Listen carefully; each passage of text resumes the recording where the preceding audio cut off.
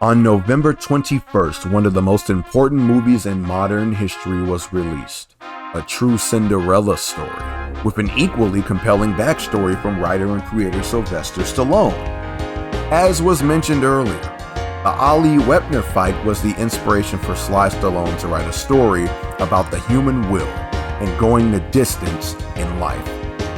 It went on to win Best Picture, 2 other Academy Awards, and was nominated for 10.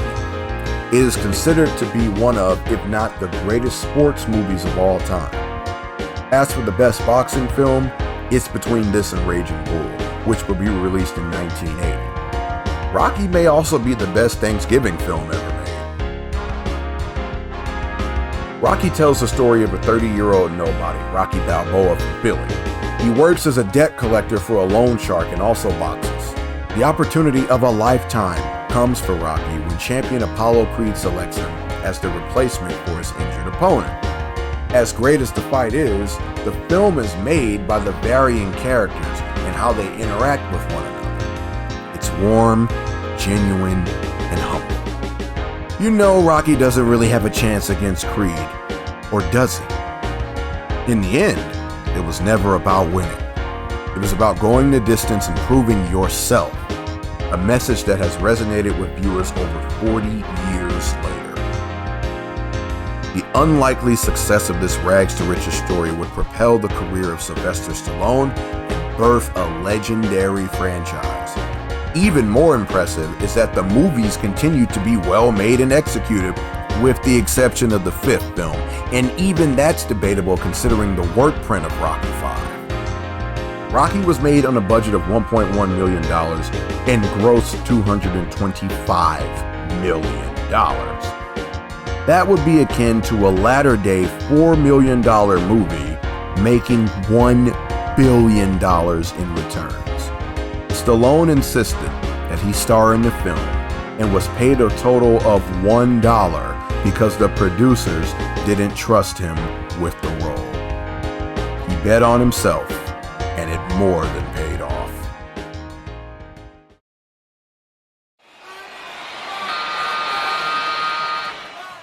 On June 15th, one of the greatest sequels in a masterclass on making sequels was released in Philadelphia, Pennsylvania.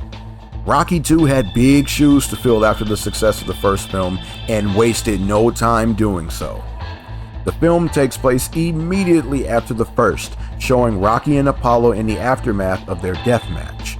Rocky is propelled into overnight celebrity akin to Sylvester Stallone in real life.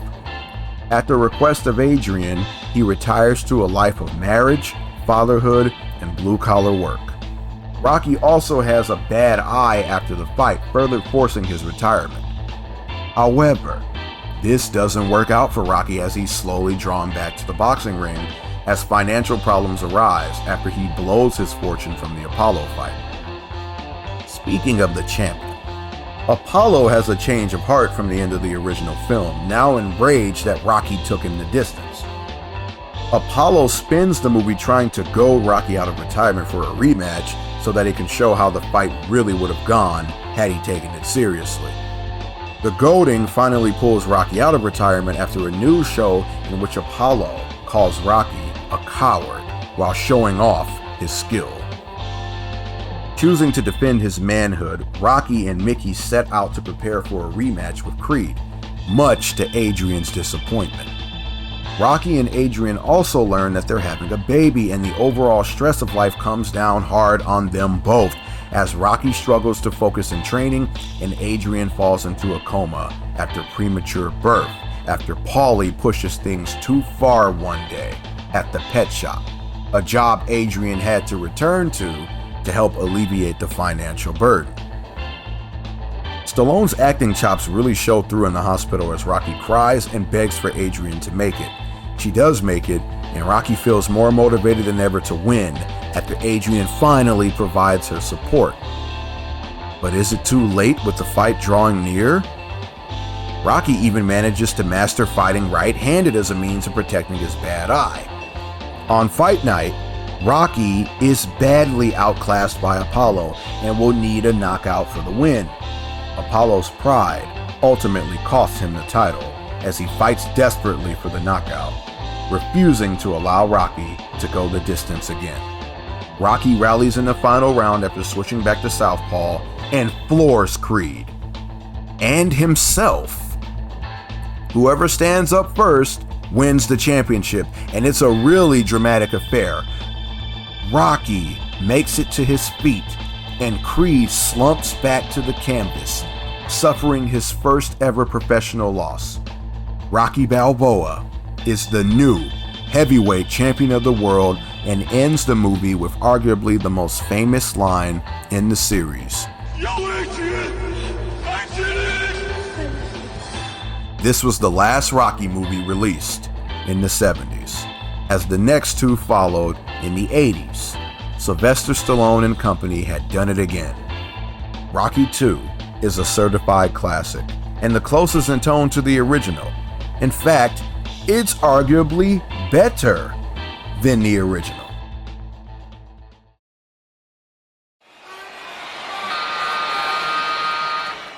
Sylvester Stallone and company were back. The Rocky duology had proven perfect in the climate of the 1970s heavyweight division, but now it was looking to become a trilogy, its new entry coming in the backdrop of a new heavyweight era. Rocky III also had the tall task of competing in what would go down as one of the best years for cinema as a whole, with such opposition as John Carpenter's The Thing, Ridley Scott's Blade Runner, Steven Spielberg's E.T., Tron, Poltergeist, Conan the Barbarian, Friday the 13th Part 3, Star Trek II The Wrath of Khan, and even another Stallone classic in First Blood. Never mind the fact that Raging Bull was a masterpiece. Rocky III had an impossible job ahead of it. Everyone knows the third movie always sucks anyway, right? Wrong.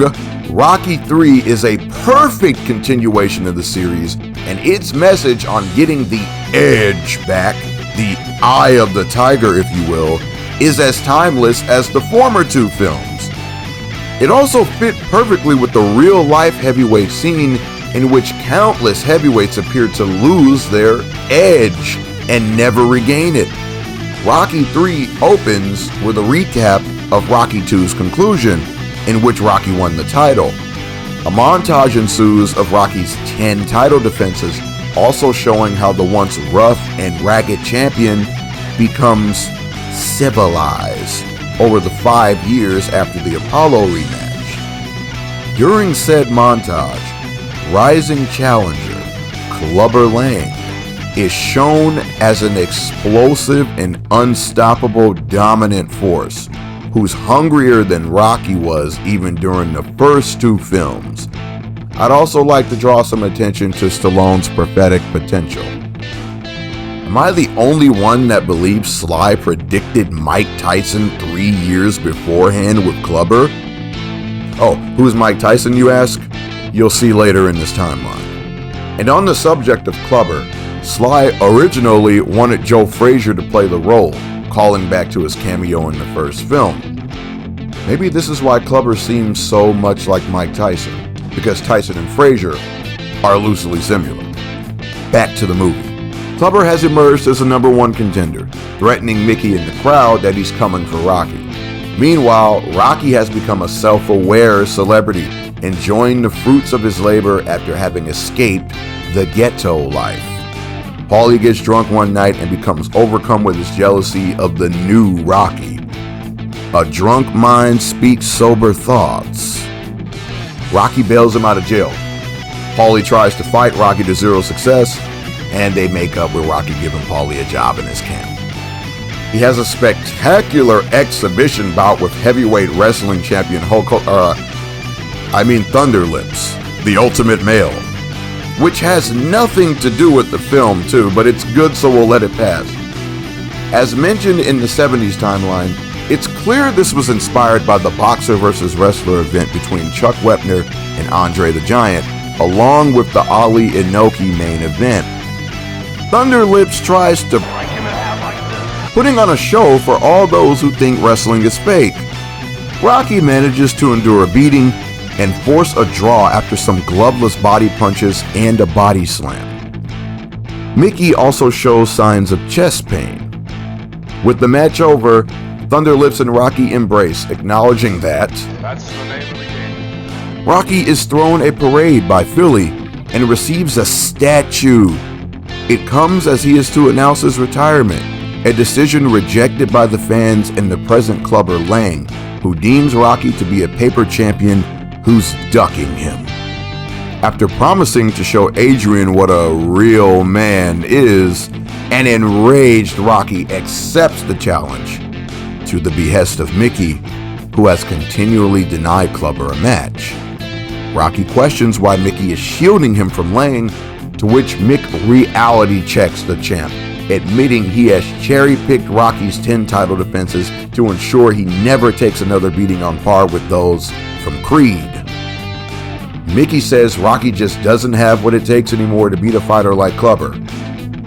Rocky is devastated and convinces Mick to train him one last time. He slacks off in training, turning it into a showcase and proving Mickey right. Lang trains like a champion, alone and ruthless in intent. On fight night, a scuffle between the two results in a heart attack for Mickey, distracting Rocky beyond his already underwhelming preparation. The stare down is a further mental beatdown for Rocky, as Clubber sees he's already won and coins Rocky to be with Apollo Creed and the world looking on. Rocky is destroyed by Clubber Lang and banished to retirement. Backstage, Mickey dies after Rocky tells him it's all over. Mickey tells Rocky, and Rocky falls into depression. While mourning at Mick's gym, Apollo tracks him there and convinces Rocky to get back and regain the edge he had when they fought. It takes some persistence, but Apollo gets through to Rocky. Rocky is told by Apollo that, but Apollo never specifies what it is. They head off for LA to train where Apollo started out. The training is abysmal due to Rocky's poor effort, which itself is due to Rocky's fear of Clubber and inability to move on from Mick.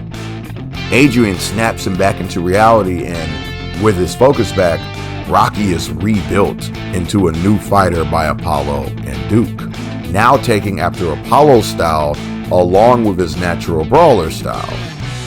The training montage also shows the budding bromance between Rocky and Apollo, who are becoming best friends. Old dogs can learn new tricks. Months later on fight night, Apollo lends Rocky the American flag trunks he wore in their first bout and reminds Rocky that he'll owe him a favor, to which Rocky, like all of us, retorts, What favor? The bad blood ensues in the ring before the bell, as Clubber and Apollo nearly come to blows. In the stare down this time, Rocky stares a hole right back through Lang, who appears taken aback that he can't intimidate Balboa. Clubber insists, Bust you up. to which Rocky begs him on. Go for it. The first round is all Rocky, as he makes Clubber look like a statue. It frustrates Lang to no end, who wants to kill Rocky. The second round starts the same until Lang employs more rough tactics like shoving to the corner Rocky and slugging away. Rocky is dropped twice, but rolls with it to bait Clubber into his own form of rope-a-dope. Apollo grows frustrated, but Rocky assures him he knows what he's doing. Rocky continues taking all of Lang's rage, forcing the champ to tire himself out, as he's taunted he'll never be able to knock Rocky out. Clubber punches himself out and is floored by Rocky, who does the impossible and regains the title. With Apollo's end of the deal fulfilled, just what is this favor he kept mentioning? We should have known. It's a rubber match. But no crowd, just the two best friends in a friendly match. The film ends with the freeze frame of the two lashing out a punch simultaneously as Eye of the Tiger closes us out to the final frame becoming a color painting. It's revealed many years later in the first Creed film that Apollo won the match. As a kid, I hated this movie, probably down to the fact that I thought the movie ended after Clubber knocked out Rocky and Mickey died. I finally saw the rest and realized how foolish I'd been. The older I get, the higher Rocky 3 shoots up my list. 4 and 2 are still my faves, but 3 may pass them up in time.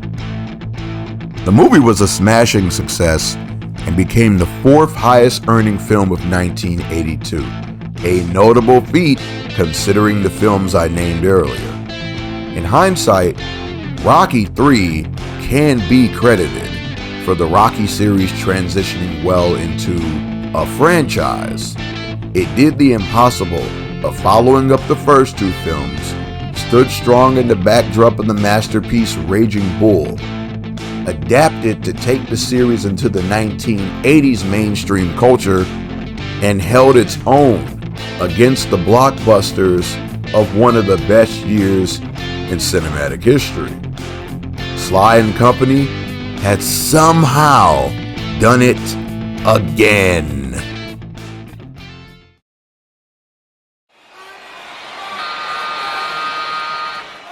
To tempt fate with a 4th entry and continue a perfect streak, such was the goal of Sly Stallone. There are varying feelings in regards to Rocky IV. Some deem it a montage movie of comic book level proportions, while others celebrate it as yet another successful raising of the bar in the story that is the Rocky franchise, which itself mirrors the career of Stallone. You either love or hate this one, no in between. The movie opens with the emergence of 2 boxing gloves, one American flag draped and the other Soviet Russian. The gloves clash and explode, transitioning into a recap of Rocky III's final war between Rocky and Clubber Lang. Rocky and Apollo's rubber match once again freezes on the punch exchange, and in the present, Rocky is arriving home. He has a black eye, so he must just be getting home from the Apollo match, right? Well, the movie takes place in 1985, and Rocky III was in 1981, maybe 1982.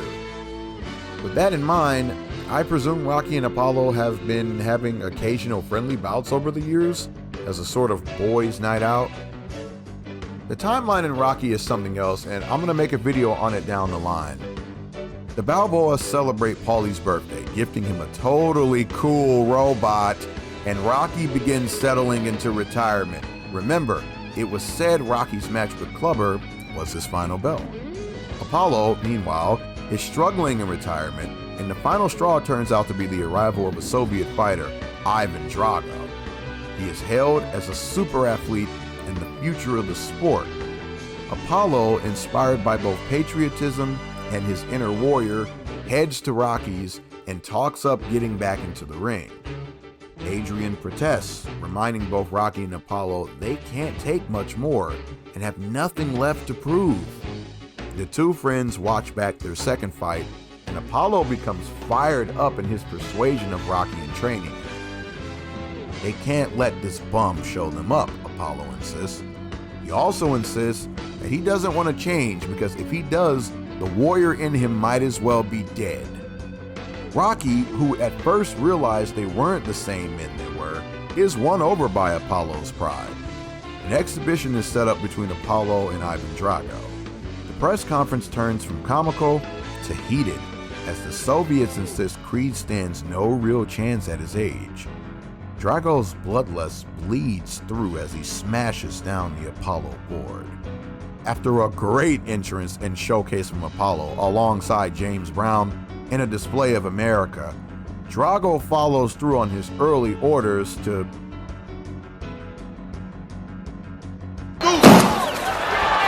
You will lose. Apollo is literally slaughtered by Drago in the exhibition and dies in the ring. Rocky could have thrown in the towel, further evident in the cries of the crowd, Apollo's wife, and Duke, but he honored his word to let Apollo fight. In one of the coldest post-fight interviews ever, fiction or not, Drago exclaims that he'll beat the real champion soon, and If he dies, he dies. Rocky and Drago lock eyes, and it's inevitable that they'll clash next. At Apollo's funeral, Rocky delivers a fine eulogy and swears he'll never forget his best friend. He's devastated and clearly feels at fault. Rocky and Drago agree to fight on Christmas in Russia, with Rocky also vacating the heavyweight title as the fight is unsanctioned. In a late-night altercation with Adrian insisting he change his thinking, Rocky realizes Apollo was right and that he must fight Drago because that's how he's made. But the baby, he's going to have to kill me. The montage follows, one of the best montages ever, in which Rocky flashes back to the previous 3 movies and his life overall while succumbing to the guilt of Apollo's death. As Rocky ships out to Russia after reassuring his son Robert, Adrian stays behind, refusing to condone this suicide. Rocky, Paulie, and Duke arrive in Russia and get right to work on preparing for Drago. Duke assures Rocky that his faith is entirely in him now that Apollo is gone. Placing a photo of Drago on his mirror so that he sees him every day, Rocky is more focused than ever in his quest to annihilate Ivan Drago. Another great montage ensues of Rocky training by natural means in the harsh Russian winter, as Drago trains with state-of-the-art equipment and trainers. At its conclusion, Adrian arrives to stand by her man, as she always has, and Rocky kicks it into a new gear in the following training montage. Drago also steps up his game using steroids. Rocky climbs a mountain, upping the ante from the Philly steps and LA beachfront. As Rocky screams Drago, the film jumps to fight night with a sold-out, hostile crowd acting as further impossible odds against Rocky. Paulie puts his faith in Rocky and begs Rocky to blast this guy's teeth out. Try. The crowd boos Rocky out of the building as he approaches the ring. It then worships Drago as he approaches. Rocky's iron gaze breaks as Drago approaches, showing he is still afraid. During the Russian national anthem, Rocky and Drago trade gazes. Rocky's physique reveals he is in the best shape of his career, but Drago's reveals he is 100-fold the monster he was the night he beat Apollo into the grave. The stare down yields the famous I must break you. Then Drago wheels his gloves over Rocky's. Drago obliterates Rocky in the first round, even using some wrestling moves. The second goes the same until Rocky strikes back and batters Drago, showing this won't be a blowout. Drago admits in his corner that Rocky isn't human, but more so like a piece of iron. It only ignites the fire in the Russian further to break Rocky. No pain, take his heart. Yet another legendary montage ensues of Rocky and Drago pummeling one another into brain damage from rounds 3 to 14. The crowd begins cheering Rocky, his determination and will winning them over. The Russian higher-ups grow impatient with Drago, but Drago rebels, insisting that he fights only for himself. Drago grows irate that he can't stop Rocky, but this descends into respect come the final round. Duke informs Rocky that he needs to knock Drago out to win. Drago shows respect in a ring, saying, To the end. Rocky bides his time before exploding with an onslaught and knocking the Russian out. World War III, as fought by two guys in a ring, was over. After delivering a speech that ends the Cold War and coming to understand that Everybody should change! he is heralded by the Russian people, Rocky wishes his son a Merry Christmas, and Hearts on Fire plays us out to a photo montage recap of the film in black and white. It was the third highest grossing film of 1985 and remains the highest grossing movie of the franchise. It pushes the bar even further as an impossible fourth franchise entry that's good. Whereas Rocky III opened the door to becoming a franchise, Rocky IV stamped the series into immortality. It would turn out to be an impossible height to surpass. You know, I still remember the first time I saw this movie, a Friday night after a long day at school at my Grams' house and belly full of Round Table pizza, or was it Safeway wings and wedges? I don't know, but the point is I went there every weekend. I was channel surfing. This was before streaming, so you watched what the TV guide gave you, and caught a glimpse that Rocky IV was coming up next. I was like, there's a fourth Rocky?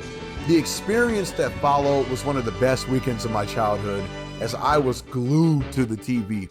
Even the commercials were heaven. Apollo's death really rocked me, and I was terrified of Drago. I couldn't wait for Rocky to avenge Apollo, but I had no idea how he beat him. The final fight felt, to me, like an anime final battle to end an arc. When the movie ended, I didn't even bother flipping over the Cartoon Network, Nickelodeon, or Disney Channel, because nothing they had could hope to top what I just saw. I went straight to bed. Just a fine reminder of a more simple time of life. I love you, Grams, and I'll see you in heaven. On November 11th of 2021, I had the pleasure of attending the one-night-only premiere of the director's cut of Rocky IV. It was great seeing new scenes to my favorite Rocky movie on the big screen. For the record, I enjoyed the new scenes, but they came at the cost of some others that I also liked. I prefer the original cut of the film, but I admire what this version was going for in line with the first three. I'd love to see a cut that integrates the best of the theatrical and ultimate cut to produce a sort of final cut.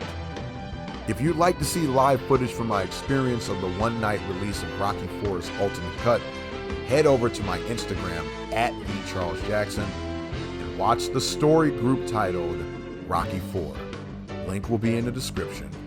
Rocky IV remains king for The Charles Jackson.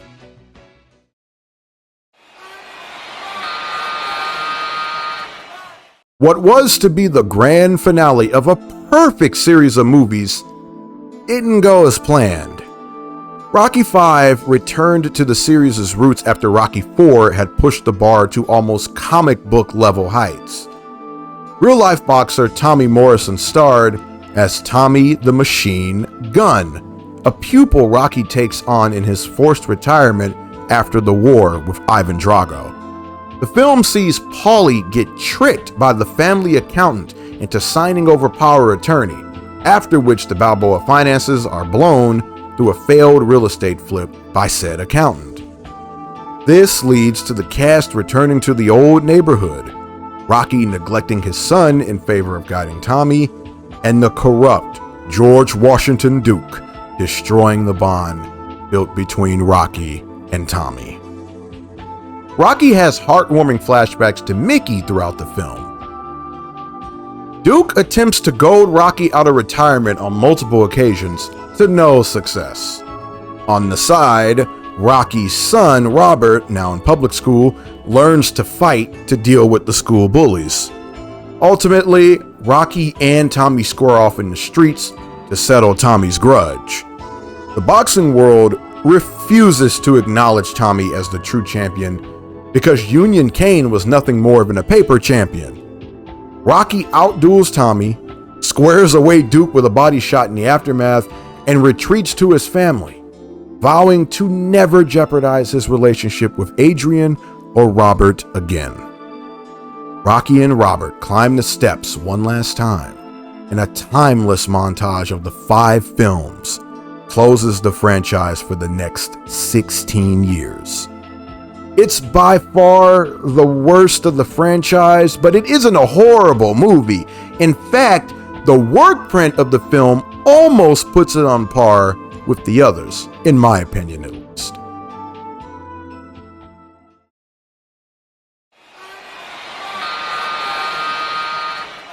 It's been 16 years since Rocky V left a shaky mark on the otherwise perfect Rocky franchise. Sylvester Stallone has been open about how much he dislikes the franchise's 5th installment, and I'm sure you can see how that made this particular production personal. The ultimate makeup to redeem the franchise by ending it properly. Enter Rocky VI. Wait, it's not called Rocky VI? Why not? It's called Rocky Balboa? Why? Why ruin the perfect symmetry that was the Roman numerical titling?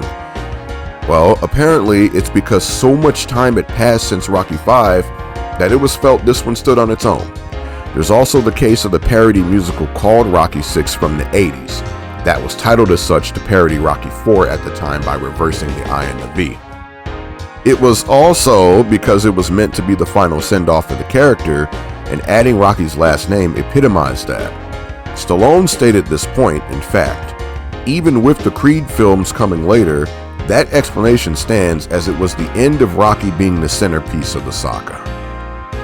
In a way, it was a reboot of the franchise, and a good deal of time before that became popular. It had been 30 years since the release of the original film, after all. Bill Conti returned to compose the score. Stallone initially wanted Roy Jones Jr. to play the role of the antagonist, Mason the Line Dixon, but RJJ never returned his calls. Thus, Antonio Tarver was pinged for the role.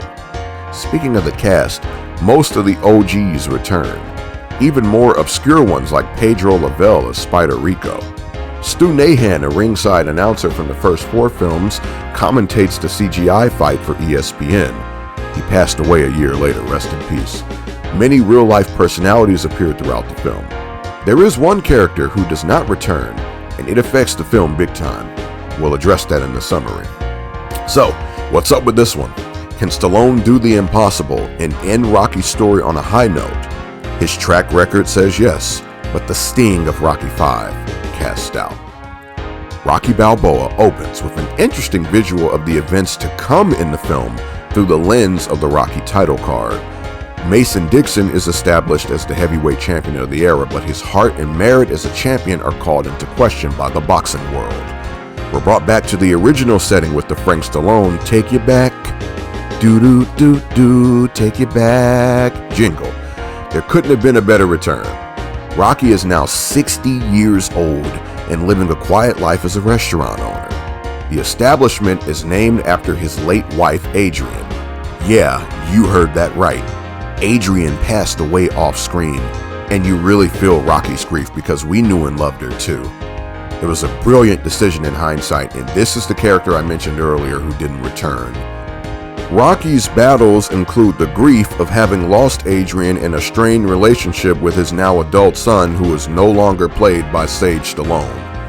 Paulie is guilt-ridden over how he treated Adrian and hates how Rocky is living backwards. The movie further tugs at your heartstrings with flashbacks to wholesome moments from earlier in the franchise, like Rocky and Adrian's first date. When Rocky says that he has that beast inside of him that's eating away at him, you can really feel it. For us fans, that beast is probably more so the fallout of Rocky V.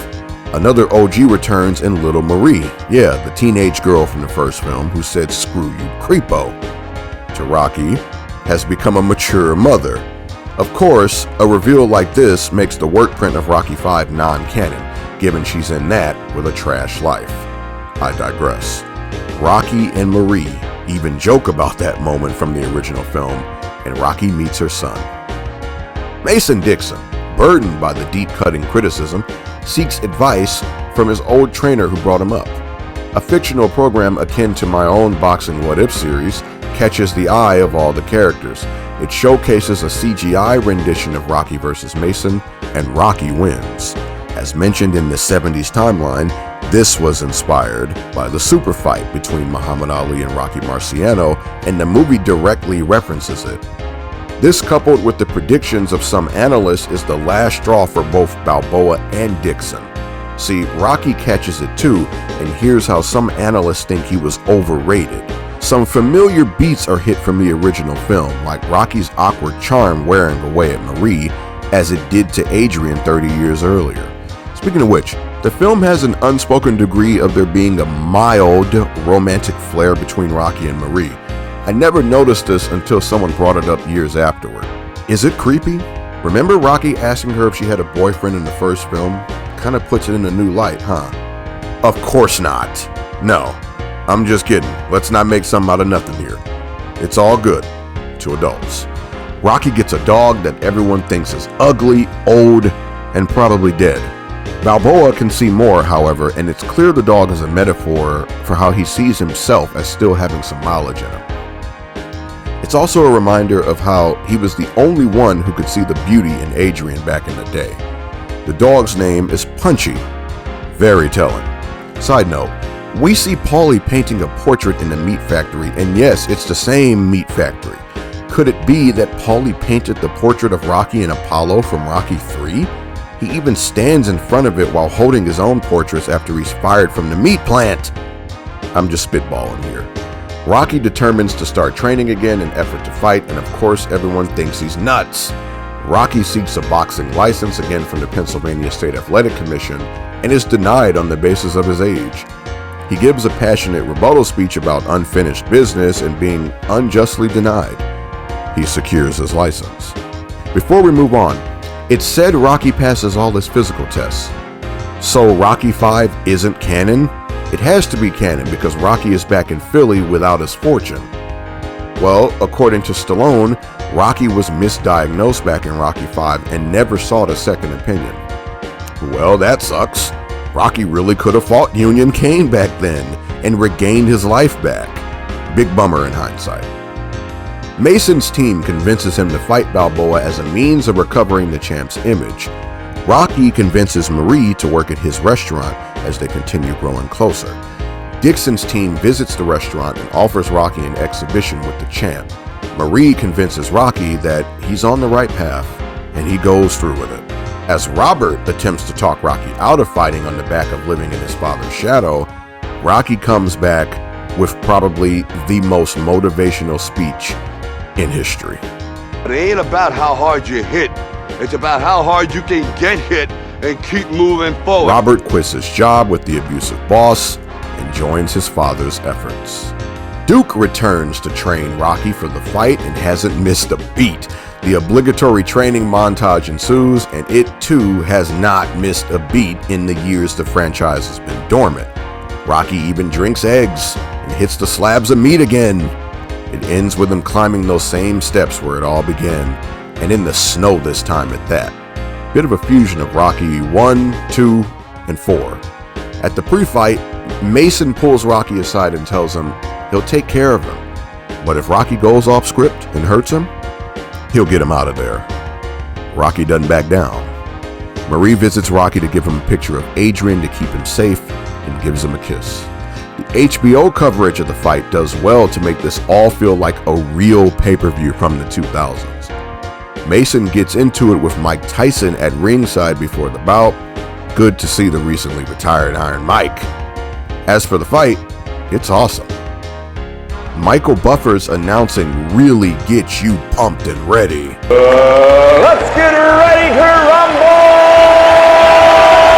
If old George Foreman shocked the world with one punch, why can't old Rocky Balboa? Despite being outclassed, Rocky continues to take it to the champ.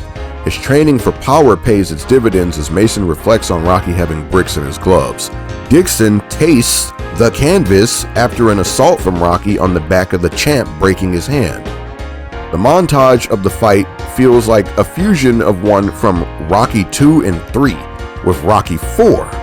Maybe the fight is as good as it is because they got some real hits in there. I think Tarver actually knocked Stallone out during the filming. We even get some flashback images of Adrian at ringside and Mickey in Rocky's corner. Rocky makes it to the final round against all odds. Again. He survives a knockdown that, now that I'm paying attention to, reminds me of the revision to Rocky IV he made in the director's cut where he tells himself to breathe while down. He rises to trade with the champ and wins the final exchange. In the end, the beast has been exorcised for both men. Rocky has finished his business, and Mason has bounced back. Mason wins by split decision just as Apollo did 30 years earlier. However, again, the result is irrelevant. It was about going the distance one last time and putting all demons to rest. Rocky visits Adrian's grave to give her the good news and tell her, Yo, Adrian, we did it. Rocky walks off, out of focus in the background from the flowers on the grave, and fades out. The character has been given his flowers and properly retired. The beast of Rocky V has been laid to rest. The credits include fans climbing the Rocky steps, something Stallone included by request. I'd like to say that this one is very special to me personally. Back in 2006, a 9-year-old boy was a huge fan of Rocky. He'd seen the first 5 films and was blown away by the news that he would get to see a Rocky film in the theater. He begged his parents to get him all 5 films on DVD so he could binge watch them at will, and not just when they came on TV. That same boy had been mystified by Rocky IV at his grandma's house, as was mentioned in the 80s timeline. Of course, the boy is me. I remember going to see Rocky Balboa after watching all 5 films beforehand. I was fortunate to be on Christmas break at the time, so no homework or school night to screw me out of my destiny. We went to the theater as a family, and it was awesome. My parents enjoyed the nostalgia that came from the callbacks, but also embraced how well the movie stood on its own. So did I. I remember the sound booming in the theater and the movie looking so new and crisp in comparison to the first 5. Everything was on point. It was my moment to enjoy a great franchise I would have been otherwise born too late to enjoy on the big screen. As soon as the movie hit home media, we picked up the DVD, and I still have that copy some 17 years later. It wasn't the sequel we necessarily needed or even deserved, but damn am I proud of Sly for putting a last dance together for his magnum opus. It was the perfect send-off, and the existence of the Creed spin-offs somehow doesn't diminish it. In fact, they add to it. Rocky Balboa did the impossible and knocked everything out of the park. 16 years well worth the wait, and the cloud of Rocky V has been banished. Though again, I will say that the work print of Rocky V may be on par with the rest of the franchise. Give it a watch. As far as Rocky Balboa goes, it truly ain't over till it's over. You should be used to hearing that by now. The 2000s seems to bleed and breathe this.